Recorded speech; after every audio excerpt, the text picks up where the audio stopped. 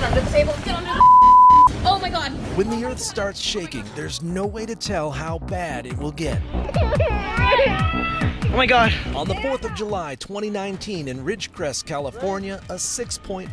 Let's go, let's go, let's go! Panic is one thing we can predict, but what we can't do scientifically is predict the quake itself. 6 in California is clearly something you drop everything and take a look at. Moments after the quake, seismologists work to locate and analyze the source. Anytime you have an earthquake, the chances of having another earthquake over the baseline chances goes up considerably. Paul Earle with the National Earthquake Information Center in Golden, Colorado says the public knows earthquakes come in swarms.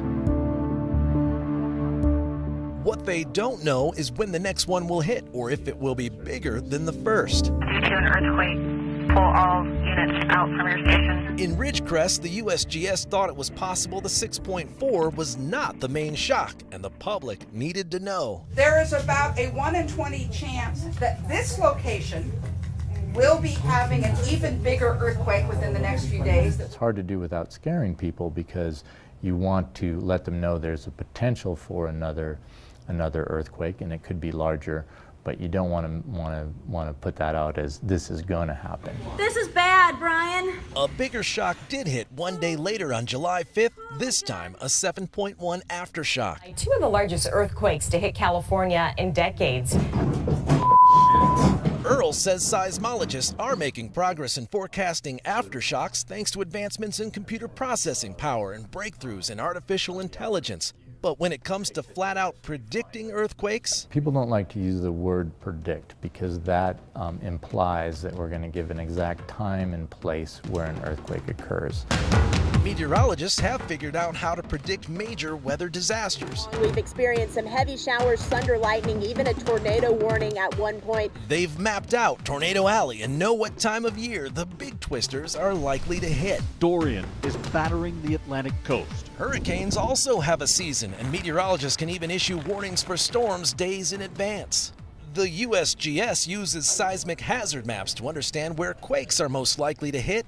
They can even forecast potential magnitudes. But when and where an earthquake will hit remains truly unpredictable. But in terms of finding exact time and place, predicting where that's going to be for the next earthquake, I don't think that's going to happen in my career. I hope I'm wrong. I hope we get to that place in the science. The fault lines that spawn earthquakes lurk below some of America's biggest cities.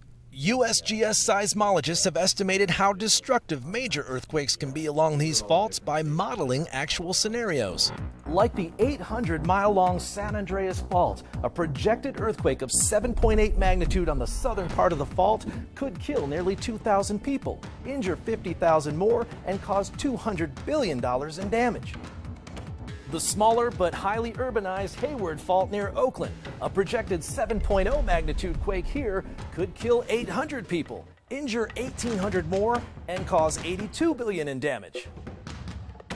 And the Cascadia subduction zone here in the Pacific Northwest, capable of producing the world's most powerful earthquakes, upwards of magnitude 9.